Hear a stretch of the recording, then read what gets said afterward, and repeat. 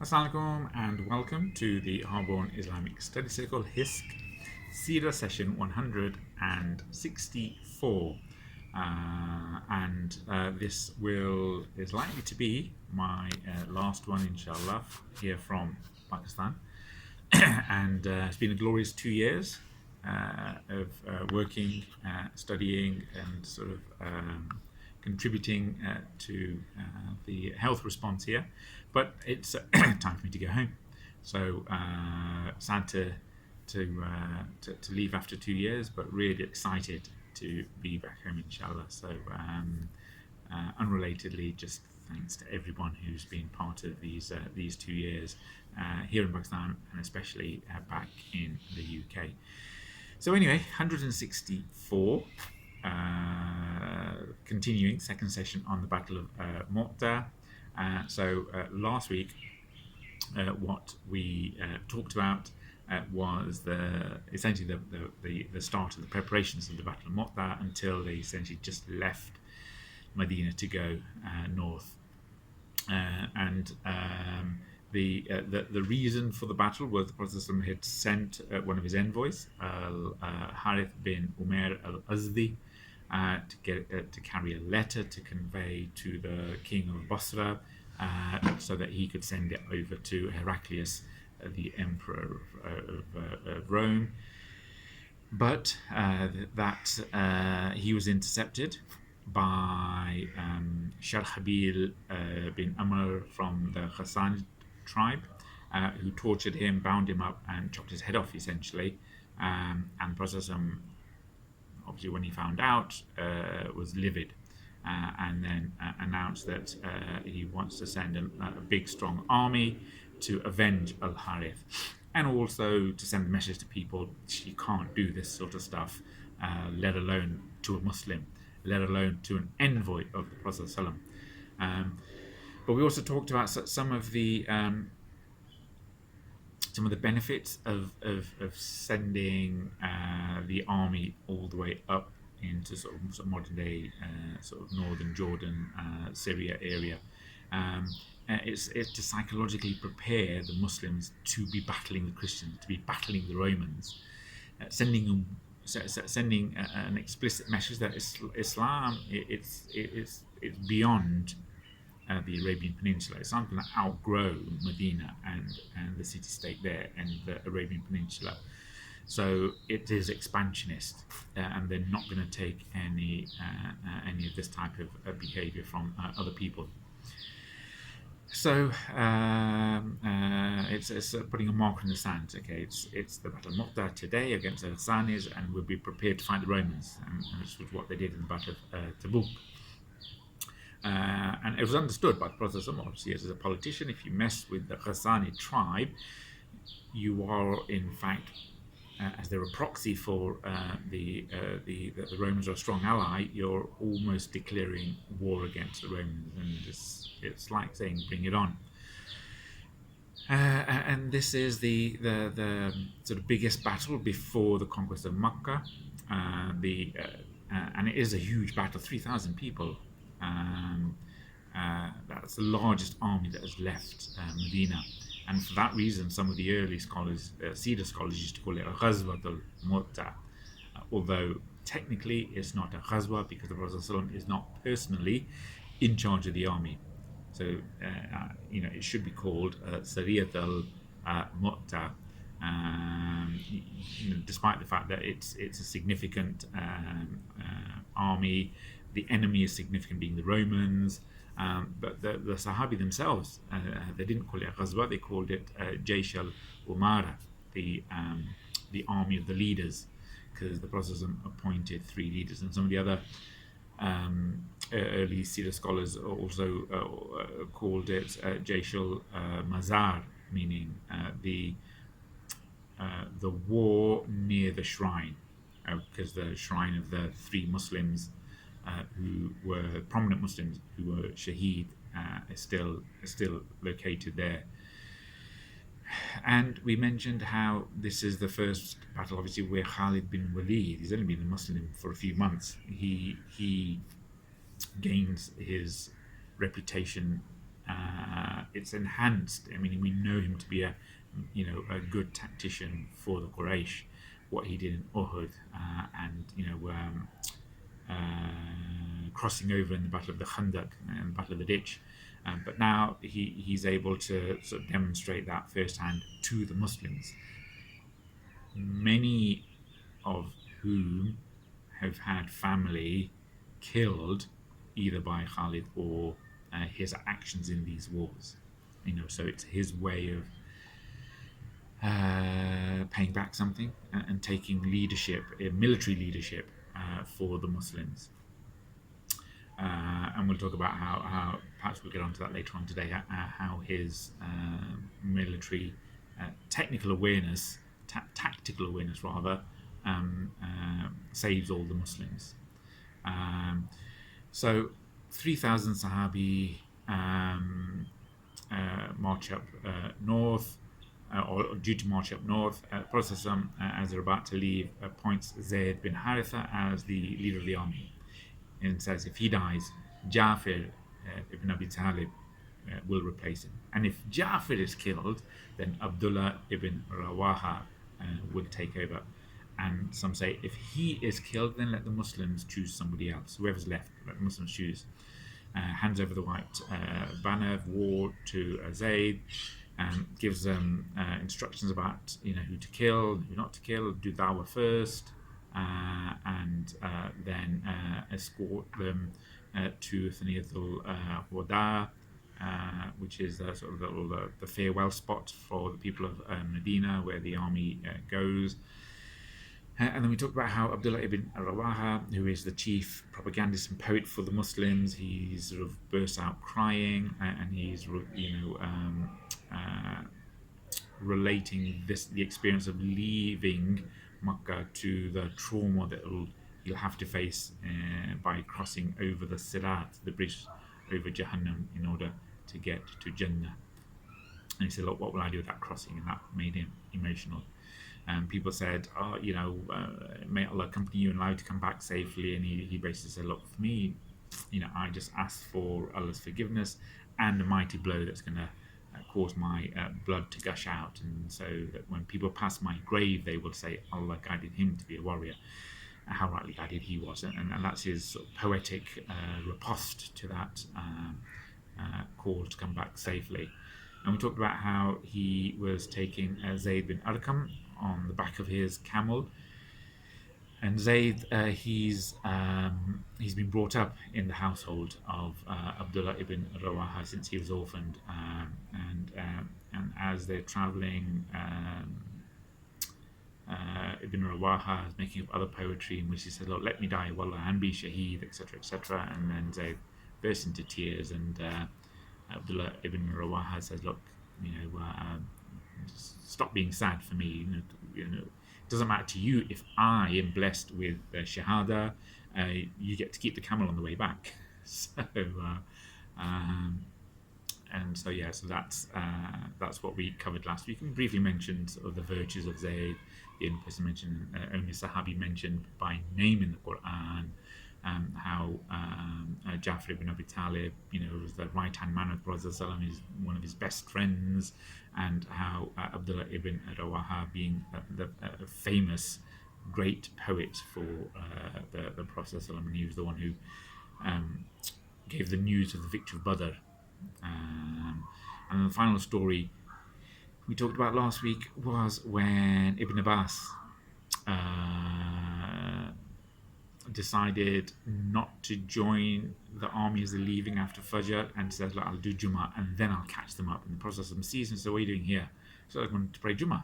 And he goes, look, even if you were to spend all the money in the world and give it as sadaqah, you're never going to get the reward of having left early with the army. There you go, boom.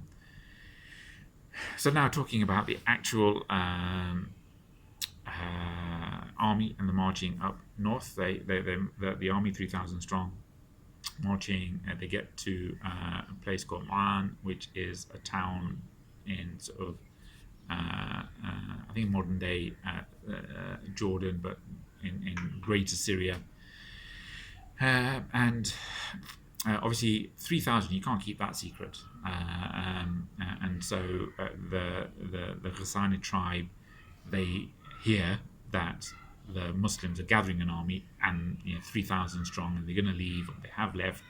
So they panic. What are they going to do? 3,000. I mean, and they know the reputation of the Muslims. So they send out word left, right, and centre, emissaries all over the place to all of their allies, all the Christian Arab tribes, such as Judam, Bukham, and to the Romans, to Heraclius, to say, look, you've got to help us out here. The people from Medina are coming to attack us. So a lot of the Arab Christian tribes, they gathered along to protect the Ghassanids, and it said that the Romans sent a sizable army as well. Now there's a difference of opinion in terms of how many were in the enemy camp. Some of the books of the Seerah say 200,000, which is 100,000 from the Arabs and 100,000 from the Romans.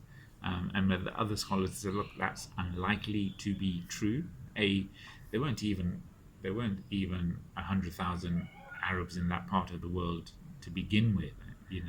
How could they muster 100,000 Arabs, let alone the Christian Arabs? And others have argued that actually the Romans didn't even send 100,000 troops to fight the Persians. How would they send 100,000 to defend an Arab ally of theirs when the people of Medina, the tribe of Muhammad, as they would see it, haven't done anything on the international scene? Why would they send such a huge army? But nevertheless, we know that they sent some armies, and it's recorded it in some of the Roman writings that they did dispatch some people. So whether it was 10,000, 20,000, who knows? The actual number isn't there. But essentially what happened is that the Romans and the other tribes, they all gathered around the tribe of the Ghassanid tribe, and they're marching out. And whether it's 100,000 or 200,000, it's a lot of people, and they're facing off 3,000 Muslims. So for the 3,000 Muslims, they're not going to sit and count how many people they are. They just rough guess. It's an estimate. Maybe 50,000, maybe 100,000 mixture of local tribes and the Romans. But the thing about the Romans is they are a proper fighting force. Now the other Arab tribes, they are part-time soldiers, part-time warriors, or bandits. They're not a regular paid army. So when the Romans send a regular paid army, it's a proper army. So they've gone to military, through military training. They're all dressed up. They've got the equipment. They're under their own generals, and it's a formidable foe and a formidable force. And it's the Romans flexing their muscles as well. So between say 50 and 100,000, a lot of the enemy are there. So Heraclius, he mobilized these cohort of soldiers. He sends them across, and then people from the tribe of Laqam, Judam, Balqain, and other Christian tribes or Arabian tribes allied to the Eastern Roman Empire, they all come and gather. So then the Muslims find out that there's a huge force. So they've sent out their scouts, they've got their intel, and they have reports back, well, 3,000 of us, we're marching out. They're now counteroffensive. They're gathering 50, 100, 200,000. and this is a formidable force. There's only 3,000 with him. So the Muslims actually stop in their tracks, and they spend a full 2 nights, it said, debating what to do next, right? Because the Muslims, in all honesty, they just expected to fight the Ghassanids and to extract revenge from the Ghassanid tribe for Al-Harith. Now it's a different ball game. They could not have anticipated the process. In his sort of political calculations, could not have anticipated such a huge counter force. Obviously, you can't keep 3,000 secret, so they're not. Or 3,000 can't go in secret, in stealth, as smaller platoons have gone. But not just facing these Arab tribes, they're facing the Romans, as I said. They're a superior army.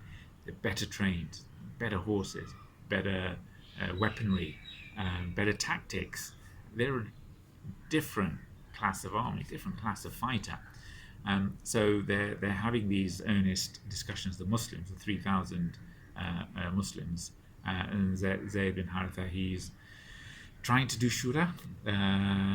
He consults the leaders of the Ansar and the Muhajirun. So obviously the Muhajir, Jafar bin Abi Talib, his deputy, and the deputy's deputy from the Ansar, Abdullah bin Rawaha. He needs to seek counsel and ask them what they're doing. And it's a general conversation because it's the whole army, and you've got to keep the whole army on side. So it's recorded that some of the people suggested that they should write a letter to the Prophet to ask his advice. So either the Prophet will send more troops, or, which indicates to us that there are 3,000 have already left, but there's a sizable people left in Medina, A, to defend it, but B, who could also come as backup. So send a letter to the Prophet and he'll tell us what to do, either retreat or send more people. But it's taken them over 10 days to get there, nearly 2 weeks. So it'll take the fastest horse, it'll take some time to get back and get them prepared and get them marching up. So that's, they may not have the enough preparations in food, provisions for that wait. So another group said, well, let us go back, because we didn't come for this. We didn't expect 100,000 people, but we've flexed our muscles. We've come to this land, we've shown our force, we've stepped into their territory, we frightened them so much so that they've gathered all these troops. So that you could argue that that's essentially job done. So that was the second option. And then Zayd, after asking Jafar's opinion, he turns to Abdullah ibn Rawaha, and he knows Ibn Rawaha has got a better tongue than him. He's more eloquent. He is, for goodness sake, the official poet. And all the way for the journey leaving Medina, on the journey here, Abdullah ibn Rawaha, he's been singing poetry about his wish for martyrdom, his wish to be shaheed and all the benefits that come with that. So even before he asks Abdullah ibn Rawaha, what's your opinion, he knows what he's going to say, and this is probably what's also in Zayd's heart, but he can't, when you're doing mashwara, you can't be seen to influence the people unnecessarily, and it has more impact if it comes more natural like that when you're in a consultation phase, and so without him having to say what he wants, he turns to Abdullah ibn Rawaha and says, look, what's your opinion on this matter?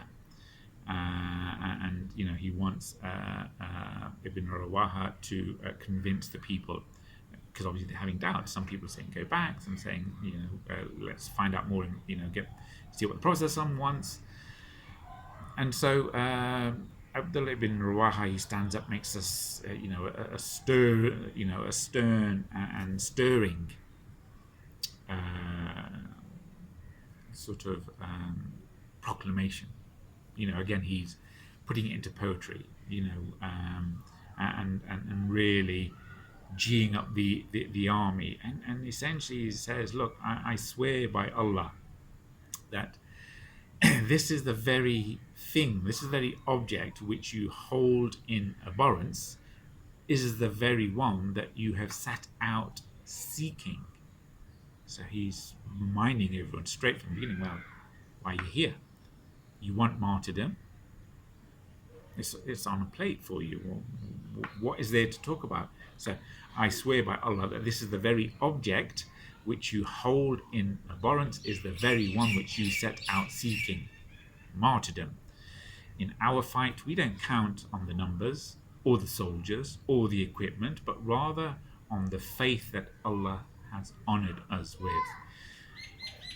So either we do one of the two inevitabilities, or the two inevitable realities. Either we win victory or martyrdom, right?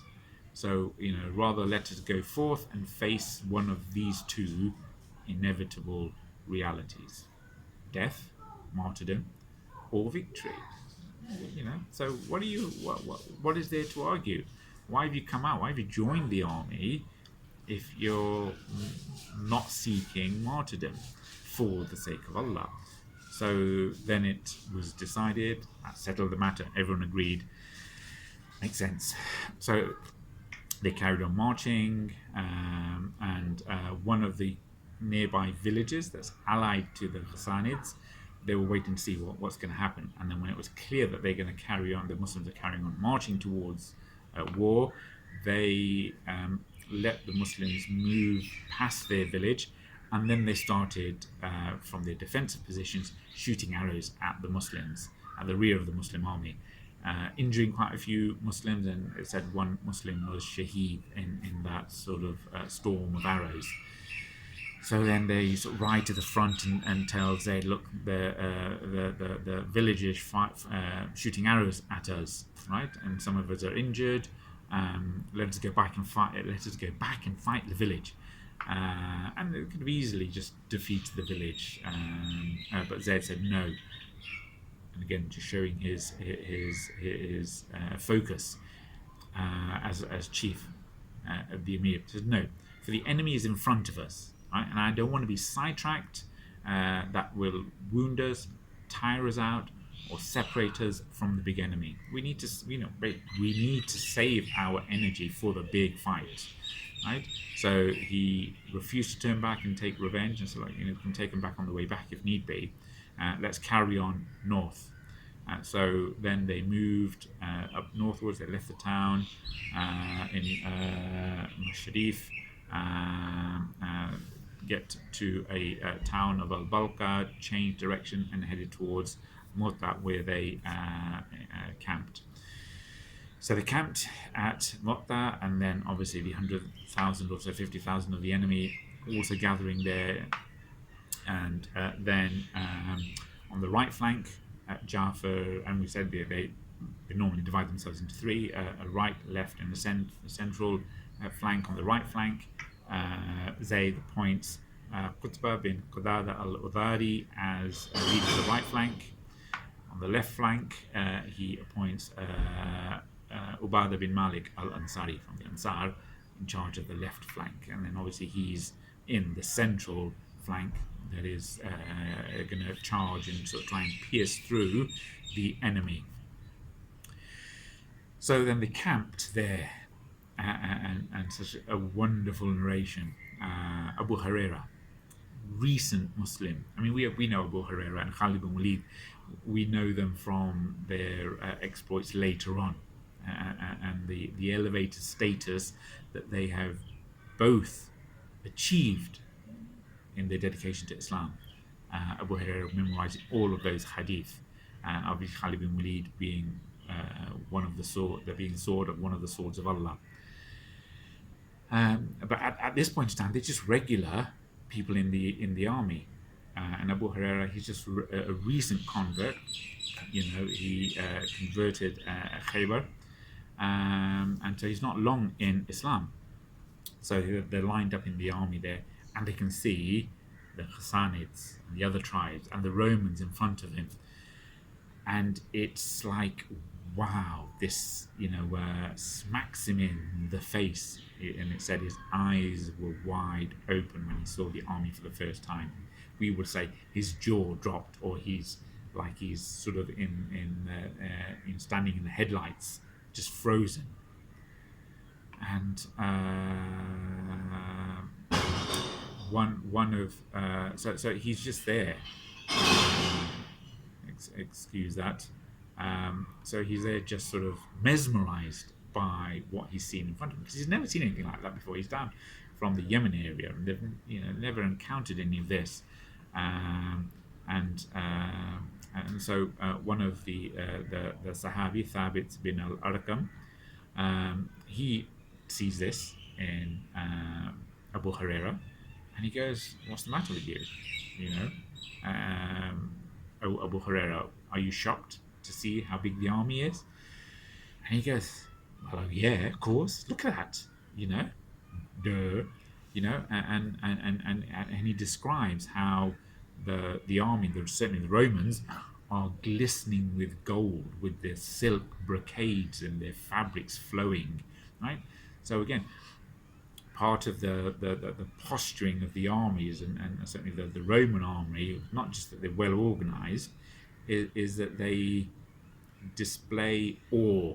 So they want to show how powerful they are and strike the enemy with awe. So it's a psychological battle even before the physical battle starts. And part of that psychology is you dress well, you dress professional, you dress in the best. So you've got your gold or your silver, armor, or glistening armor. It's well polished. You've got your royal purple, or your flowing capes, your shining helmets, and your up to the date modern weaponry.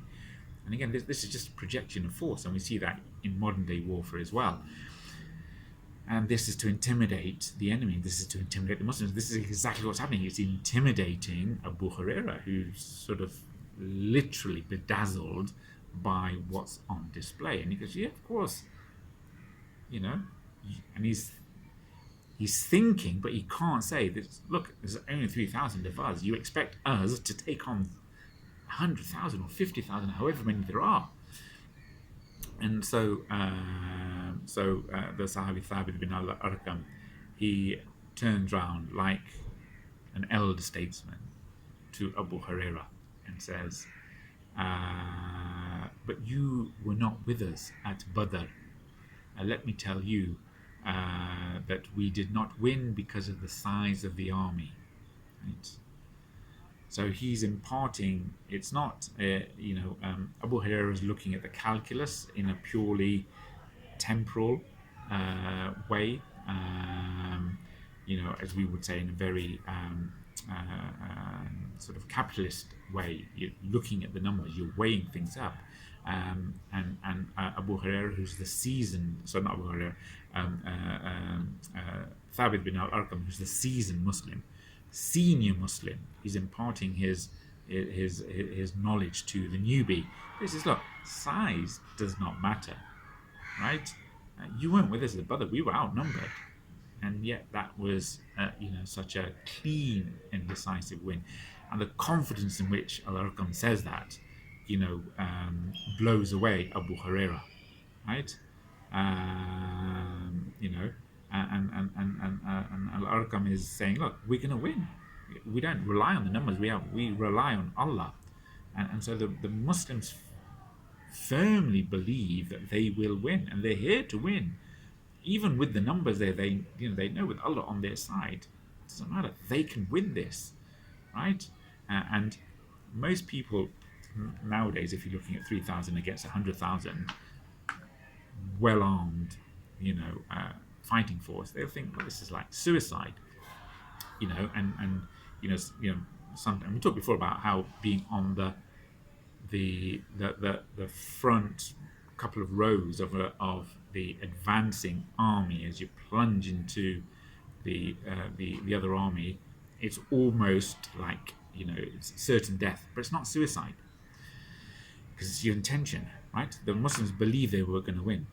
Al-Arqam believes they're going to win. Zaid believes they're going to win, right? They're not there to commit suicide if they're there to win. But if they happen to die,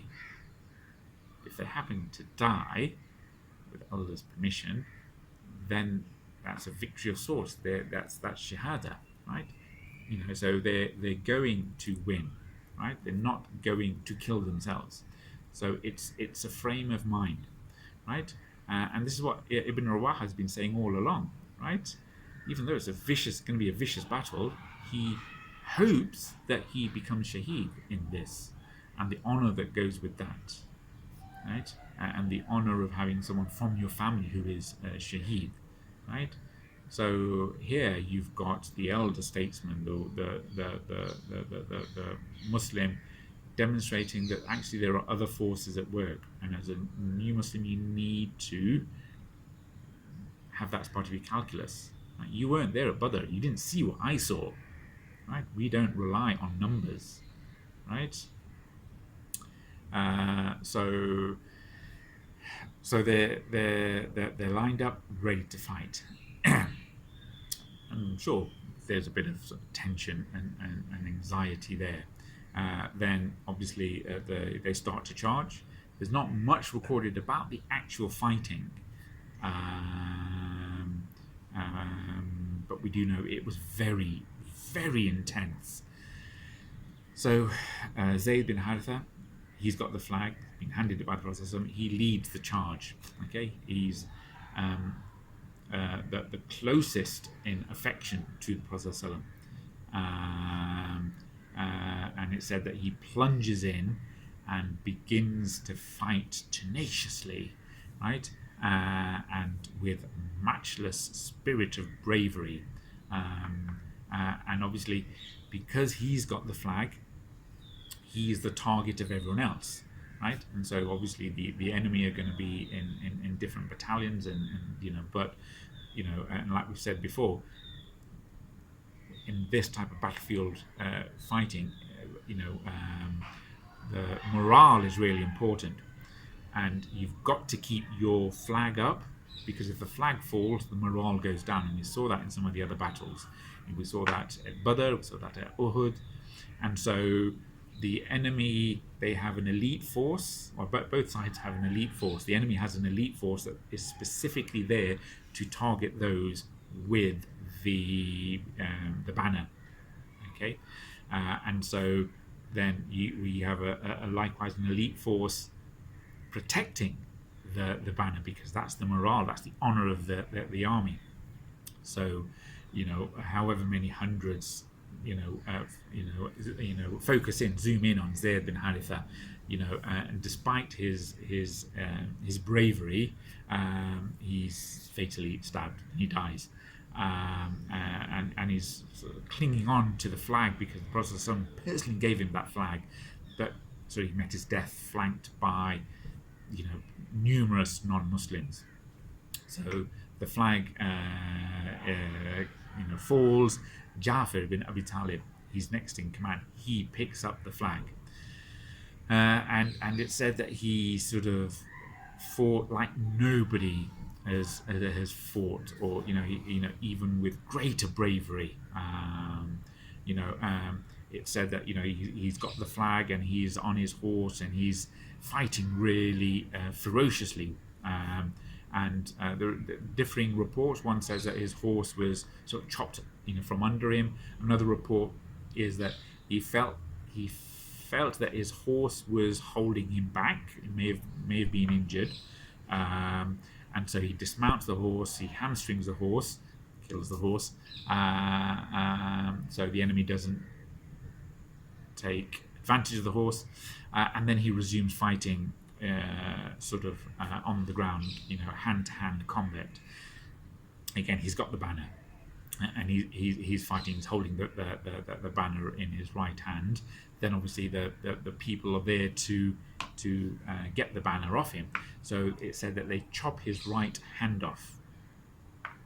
So Jafar bin Abi Talib, his right hand is chopped off, and then the flag is falling down, and so he quickly, swoops and gathers the banner in his left hand, and then he carries on as fighting as best he can. He hasn't got his right hand, and then his left hand gets chopped off, so he's lost both of his hands, but he's too honourable to let the flag fall.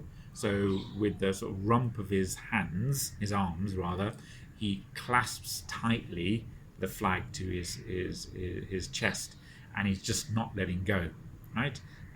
So he's clasping the flag with the sort of the rump of both his arms, and everyone is just he can't defend himself.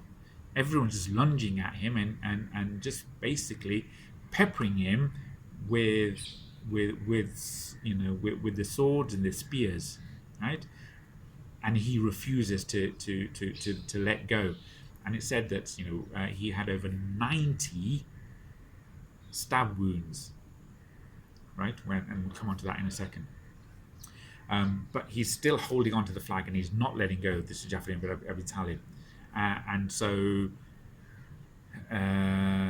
despite being sort of wounded so much, so what happens is that a big Roman soldier, he basically comes behind Jafar and gets his big heavy sword and slices Jafar bin Abi Talib in two, cuts him apart from shoulder down, and obviously then he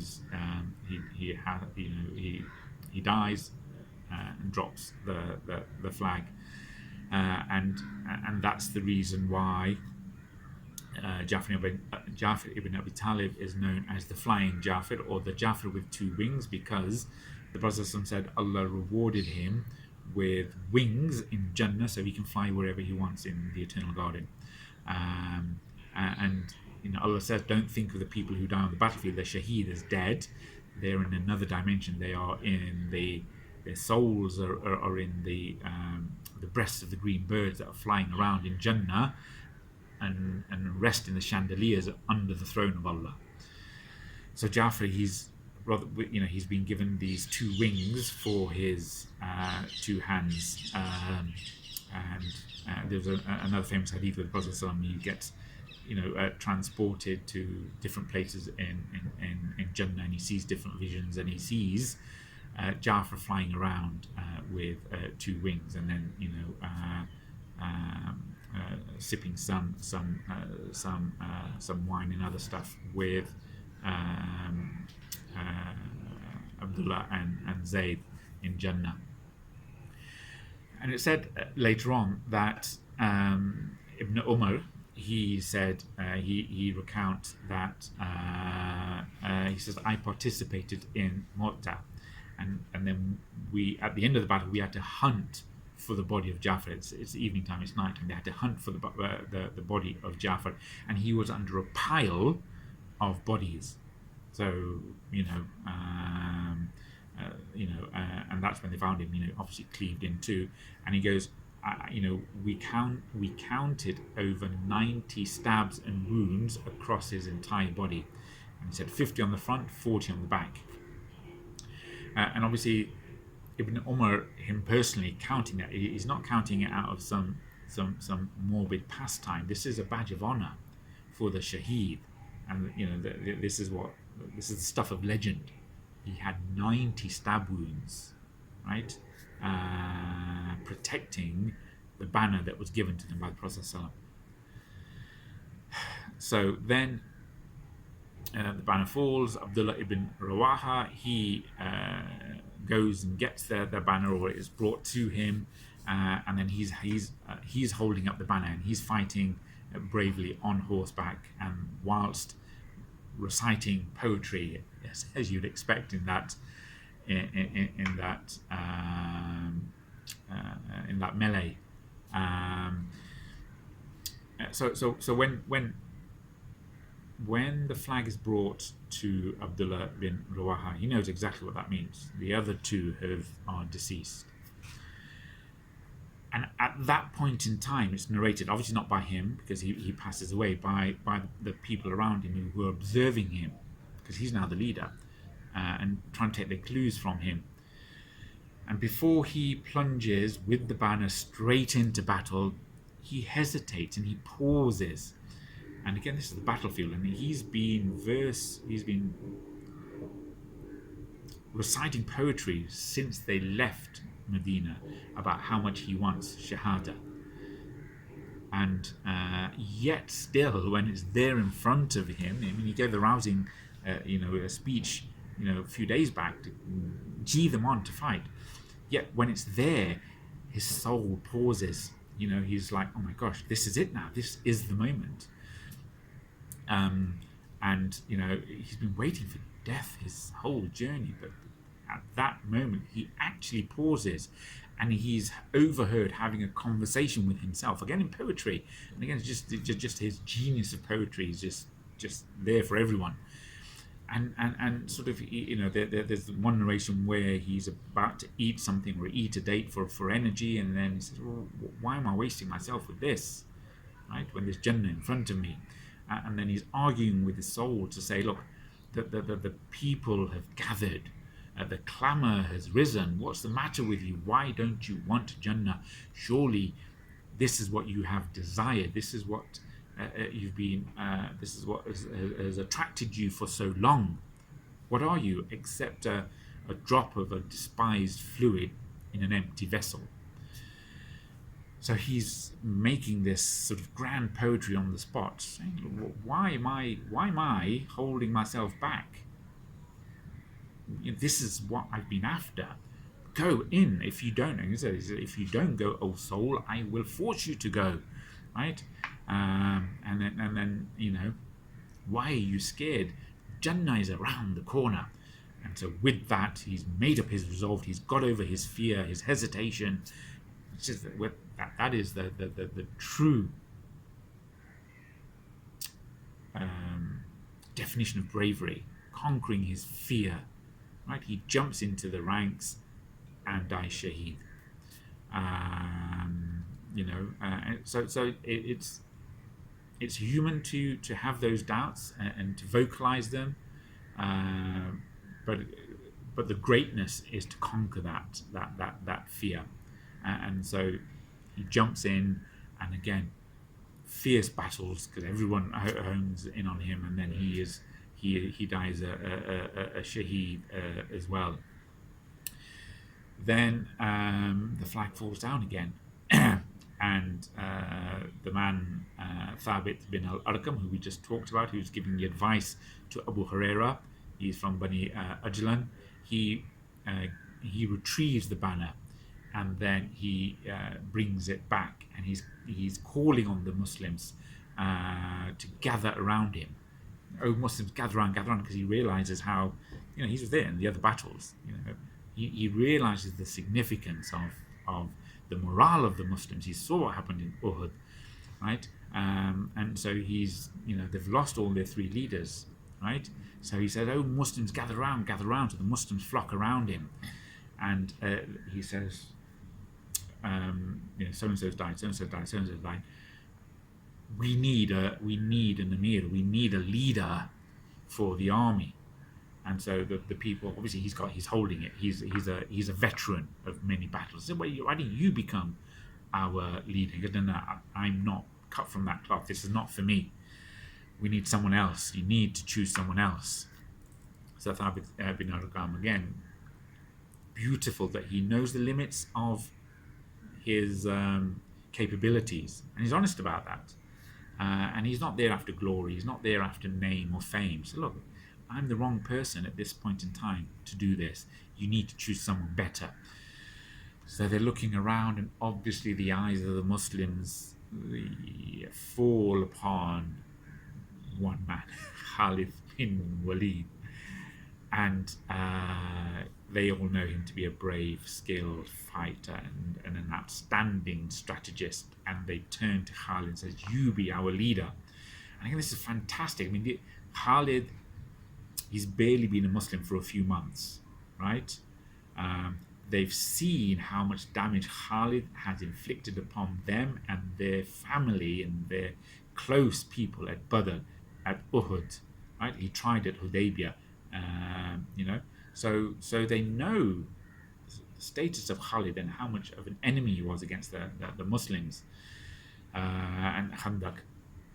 And yet the Muslims turn to him because he's a Muslim now, right? So Khalid, he knows that he's only been a Muslim for a few months. He goes, how can I lead? I am who I am. He's saying to them, look, you know me. I've done what I've done to you guys. This is just, how can I am who I am. But then they insist that Khalid takes the flag, right? And so then he takes the flag, and then he rearranges the army, does some tactical maneuvers, he switches a few flanks, it said, and then they plunge into fighting. And he said that he broke 9 swords on the day of Mutah, right? He used 9 swords on the day of Mutah, broke in his hand. This is how relentless, how courageous he was at fighting the enemies of Islam, right? He said, all 9 swords broke in my hand, except the last one which he used, which is a Yemeni broadsword. That's the only one that got him through without breaking. And again, you're fighting, your sword breaks. How much trauma is that? You're so vulnerable, but yet to be able to recoil from that and get a sword and defend yourself, and still, it just shows what a military genius he was. And he goes, 9 swords broke in his hand, except the Yemeni broadsword. Then, and then to the end of the day's battle, essentially, dusk is approaching as it is now. They need to start to sort of have an orderly retreat and get their dead and their wounded and tend to them. You can't carry on fighting through the night. So then there's a sort of an orderly retreat, whilst they recamp. So we'll finish there, and we'll see because the Adhan is just gone. So we'll finish there and see next time, inshallah, how what happens next in terms of the battle. So inshallah, it's just such a fitting end. I just love the Adhan here, and I pray that Allah allows us to experience that more often in places like this. So do remember me in your du'as, do remember the ummah in your du'as, and inshallah until next time, take care. Bismillahirrahmanirrahim. Wa as'alina linsana fi khusr إلا الذين آمنوا وعملوا الصالحات وتواصوا بالحق وتواصوا بالصبر. جزاك الله خير.